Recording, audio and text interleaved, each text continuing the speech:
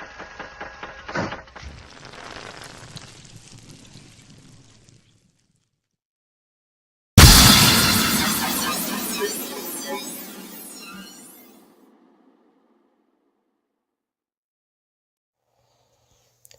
everyone, I'm Lou, and this is Real History Podcast, Episode 1, Blood and Sand.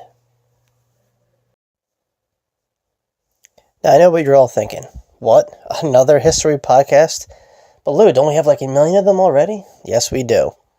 And here's another one, mine. But let me tell you what's different about it.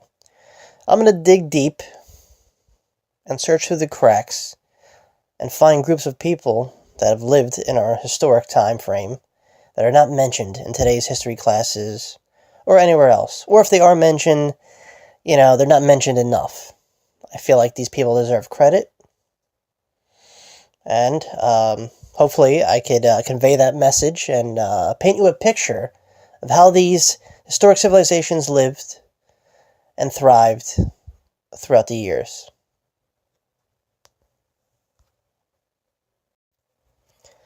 Alright, so let me take you on a journey here. See, I had this story, and it was taking a little too long, and to actually have this being brought to the big screen would have been insane. So hence I'm going to break it down here and tell you why it's relevant to this podcast. So basically it would center around this guy with a very exaggerated history, and he would tell how his ancestors influenced him up to this very point, pretty much. The story was pretty much about this family journal that, possessed a secret power that could wield either for good or for bad. And depending on the consequences, he would pretty much have to fight to get possession of the book, to keep from destroying the world. So that's that. I had three different segments, classical, medieval, and present day, 21st century. And I interjected actual events that coexisted with the story that happened in real life history. The classical era, I borrowed from the Ptolemaic Egyptian dynasty, the Seleucid Syrian Empire, and had them clash, and which they did in real life, many battles. And then in the Middle Ages, I had Byzantines. They're one of my favorite cultures, and I explained a couple battles and different, consequences, which then brought to the 21st century. And each, story revolves around a distant relative to the main character of the wraparound story. Now, so the base of this podcast was to introduce you guys to people you normally wouldn't hear about talked on the History Channel or a classroom. Now, one particular group I'm fond of and still learning about, but know enough, I think, to get the message across, are the Nabataeans, who I'm about to explain to you their whole deal and how they came about, and how they're relevant to my story. Nabataeans. Who are they? Not just a funny name, I promise. Alright, so around, 4th century BC, it was a very long time ago. This is, I guess, predating Rome and Greece. Well, not really, because those respective countries were just up and coming too, and had their own thing going on. But what I like about the Nabataeans is you don't hear about them that much. They're a group of nomads from the Arabian Peninsula, settled around modern-day Petra, Jordan, and developed an empire well enough on their own. But what's so special about them? Why am I talking about them today? Well, let me tell you something. If you've ever been to these regions before, it's a freaking desert, okay? Let's just get that across, okay? Where they come from, it's sand everywhere. There is no ocean, there is no lakes, okay? This isn't that part of the Middle East. Now, how did they do this? How did they get water from point A to point B? I'll tell you how they did it. An irrigation system, think of pipes, carved in a certain way to make it look like a funnel. And what they would do is they wait for a rainy season when that happened, actually, believe it or not. And what they would do is it would collect at one end and then pull up in another, close to their village or to their, I guess, main seat of area where they all established themselves at. And this is how they would, grow crops, drink, and just, live about their daily lives. But, I mean, today we think of it as no problem. Okay, we'll just call up a plumber or, someone who does really constructive jobs like that to rig up something to get water from point A to point B and, make people in the desert drink and live. No, this is way back when, okay? This was harder than it seemed, but they did it, and they thrived. And not just that, oh no, they were great merchant and traders. So they had, enough funds to create an empire that, lasted well into 106 AD. What happened in 106 AD? Well, they didn't just vanish. Even though some people say, yes, they did pack up and leave, but they left, a lot of good stuff behind. But no, 106 AD, guess who came knocking at their front door? Rome. That's right. The Romans came. The emperor at the time was Trajan. Big dude, big important guy at the time, and he just conquered. Kicked ass and took names. The end. But, they didn't go around killing or enslaving people. No. A lot of them were recruited in the Roman military. Some continued to thrive in the actual area, and some just moved on. But what's left behind now, like if you were to type in Petra right now, the first thing that would show up that would kind of spark a memory. If you ever saw Indiana Jones at the Last Crusade, that little thing where he goes to find the chalice that Jesus drank out of, pretty much. So that little front building, that facade that's like carved out of stone, the Nabataeans did that, and it's a piece of art right there. I'll have it in the links just to give you guys an idea to know what the hell I'm talking about here. But yeah, they were important. Okay, they came from the desert, established themselves, and like I said, thrived in really harsh times. He had all these other empires growing up around them, but they were able to pull through until 106 AD. Now, concerning the people around them, you had Greeks, you had other Mesopotamian, Arabian tribes happening at the same time, but it didn't really faze them that much. Like I said, not until Rome pretty much kind of intervened was where you saw their decline. But, they were able to fend off the Seleucid Empire, which was, a breakaway empire from Alexander the Great. Obviously, he didn't leave anyone in charge, so he had all these generals, fighting over land. Ptolemy's got Egypt, Seleucids got Syria, and Asia Minor, and other parts. Anyway, I digress. The Nabataeans, they literally fought these Greeks, and they won the day. But not just that, even though they fought, and they weren't probably too on talking terms, they were able to incorporate some of the Greeks' building techniques. So if you notice now, like if you were to look up Nabataean structures or building techniques, you'd notice a lot of similarities to Greek structure and, the Doric, the Ionic temples to what the Nabataeans created. So what they did is they took stuff from the people they were in contact with and created something of their own, like a mixture, a mesh of cultures. And that was them. It was awesome. And, probably, the people that showed up there were like, well, this is unique, Did you do this overnight? No? Okay, Anyways, moving on. What do they speak? What do the Nabataeans, what was their native tongue, you could say?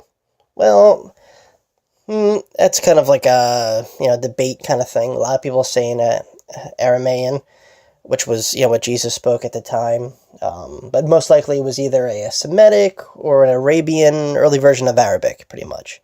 Same way how they wrote. Now, they didn't write that much. A lot of them were, illiterate. But what they did write and what they did leave behind, it could be compared to today's Arabic. So they definitely had an influence there. Okay, money. What about how did they get currency? How did they keep this little empire of them, going? Trade. Oh, yes. Sure, they were in the desert, but it turns out they were great sea traders, too. They traded all over the Mediterranean to all the way up to India. Oh, yes. The Red Sea was their little starting point, and, they went all over the place, okay?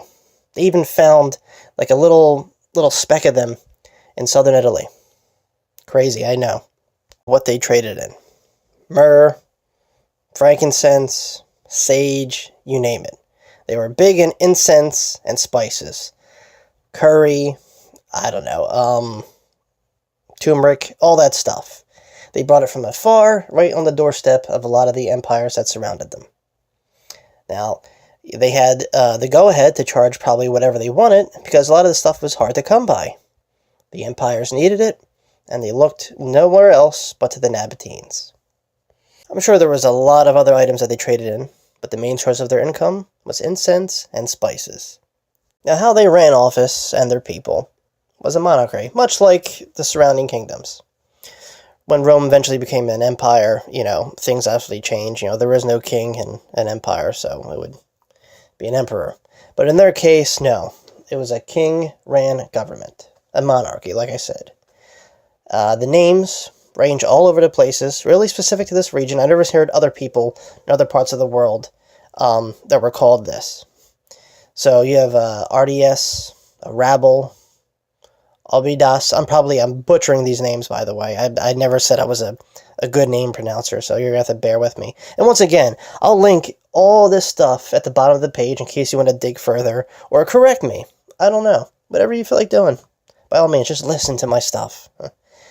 Anyway, you have Malachus, RDS again, like I said. And all these guys lasted a very long time and did a good job. Now, like I said, what happens when the Romans come in? Well, in 66 AD, the Romans were fighting, a big disputed kind of war in the middle of Jerusalem. The people just had enough. The various Jewish tribes were fighting back, and the Roman emperor at the time asked the Nabataeans, hey, listen, help me or else. So, when you have a big army like that, that's, kicking ass and taking names, it's hard to say no. So the Nabataeans, sure, they, ceded a little bit of their, archers, because they were great archers, I hear, and just a couple men to make the Romans happy. Never knowing, down the line, Rome would eventually come knocking on the door. It was inevitable. It was going to happen. I'm surprised the Greeks didn't do it first. Actually, guess what? The Greeks did try it. The Seleucids, like I was saying, they tried many times to conquer the Nabatean kingdom, and they just weren't having it. In fact, there was a story where the Nabataeans did the old switcheroony here. Check this out. They led a bunch of Seleucid, soldiers their way into the middle of the desert, and pretty much, they didn't starve them out. It was like a thirst death, pretty much. So when you're in the desert, obviously you're going to sweat, and you're going to die of thirst if you don't get any water. So they had no resources, these Greeks, and they eventually perished there. So it was a nice trap. And, they won the day a lot. The Nabataeans weren't dumb. They were smart people, knew how to trade, and they knew how to expand their empire in the right direction. Being a fan of film, I have yet to see the Nabataeans even mentioned in any descriptive or narrative form as of yet on the big screen. Or any screen for that matter. Maybe a documentary about Petra and the land they came from, but nothing solely about them, Yes, I know they're very scarce people, they didn't leave too much behind, but we know enough to compile some kind of informative background, and maybe even a story. Hey, why not? If Hollywood could push movies like The Mummy, or another Troy, or another Roman, or Greek, or Egyptian movie, then why not them? I feel like, there's groups of civilizations that are not even touched upon yet. And this was the base of my podcast here. To pick, the underdogs and tell you about them. Because if not me, who else? Speaking of where they came from, let's talk about that, shall we? Petra. Where's Petra? Well, Jordan? Little place right in the middle of the Middle East right there? Yes, that's where they came from. A little spot called Petra. And that was their home away from home. It was like Italy's capital is Rome. That was like their capital, pretty much, Petra.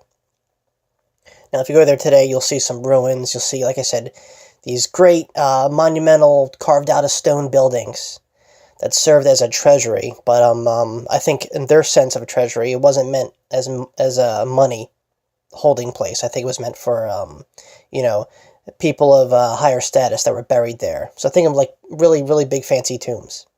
If you go there today, they're on display. You could check them out. It's a tourist spot, But they left so much more behind. Like I said, they didn't write as much, but the artifacts that we find today are still well preserved in the ground. And it's just astonishing to see how far they lasted in this day and age. Because you have to think now, these areas are constantly under threat by, terrorist organizations and just civil war. So the fact that there's still evidence left behind, it's not been ravaged yet by some, radical religious group, that's good. That's an A+ and a point for the lovers of history and the salvation of artifacts around the world. Thank God ISIS or whoever hasn't, smashed it to bits yet. Now get this, okay? They weren't just found in Petra. Their remains or their presence, was found all over the Mediterranean. Southern Arabia, Levant, these are the places where they came from, but they expanded much more.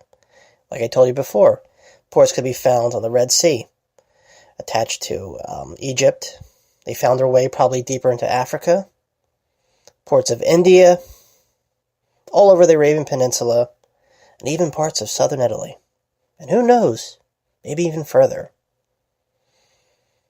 The more information we learn about these people, the more that paints a picture of knowing who they really were and what they mastered. Yes, they were great caravan traders. They traded all over the desert. But from the looks of things, they mastered the sea as well. What happened to the Nabataeans when they were conquered by Rome? Well, as I assume, like many places that were conquered by Rome, they were assimilated into the Roman military and distributed throughout the provinces that the Roman Empire conquered. Now, a lot of scholars say they developed into the modern Bedouin tribes that we see today in the area where the Nabataeans used to rule, but that could be here or there. Maybe they have some genetic link to the modern-day Arabian people of this area, or they don't. Who knows? The important fact is what they left behind, what we could still discover by them, and their various attributes to the ancient world. Let's talk about religion in the Nabataean world. Just like the Greeks and Romans, there was a lot of gods, and the Nabataeans were no stranger to this vast collection of deities. Now, a lot of them coincided with their Arabian neighbors from the Levant, Mesopotamia, so on and so forth. But one in particular, Dushara, I'm sure I'm butchering that name too, but you can look it up, was a Nabataean deity whose name means Lord of the Mountain. It's intense, isn't it? He was widely worshipped in Petra and venerated as a supreme god by the Nabataeans. He's often referred to Dershua and all the gods, so he pretty much was, as Apollo is to the Greeks. Put it that way. He was considered the Nabataean god of the royal house, so a lot of royals and important people, this was their man, or their god, I should say. Over the time, once the Romans came, he was kind of lost into the dust and the wind. And, like today, you'll still see statues of him, so obviously he was of very importance and, relatable to the other gods and goddesses of the surrounding empires. Another deity of the Nabataeans I want to mention here is Alat. She's a goddess, and also referred to as the Great Goddess. She was widely known in northern Arabia and Syria, and she's closely associated with the Greek goddess Athena. She was venerated in Palmyra, which is close to Petra and the surrounding areas of the Nabataeans. But there's something I want to add to that. Now, with the name Alat, it could get translated to Allah, A-L-L-H, which we all know in the Muslim world means God. So there you have it, people. No matter how far we try to distance ourselves from the past, it always winds up showing in our present-day, modern future. Now I want to conclude with this. With that known, are we all destined to go back to idol worship or pagan worshippers? I mean, it's an idea. I mean, hey, right? The Egyptians got it right. I'm just kidding. Religion's not the issue here. I'm just saying what we can learn from our past could definitely influence our future, and for the better. Sometimes you just need to sit down, listen, and have a collective thought. Because what we know then will affect us now. I want to thank you all for taking the time to listen to my podcast. I'm sorry if it sounds choppy. I'm still new at this. And as the progressives, I hope to get a lot better. Once again, feel free to message me, send in comments, how I should improve, everything in between. I'm always up for new ideas and constructive criticism that will help my podcast along. Thanks again for listening, and stay tuned for more to come. Ciao.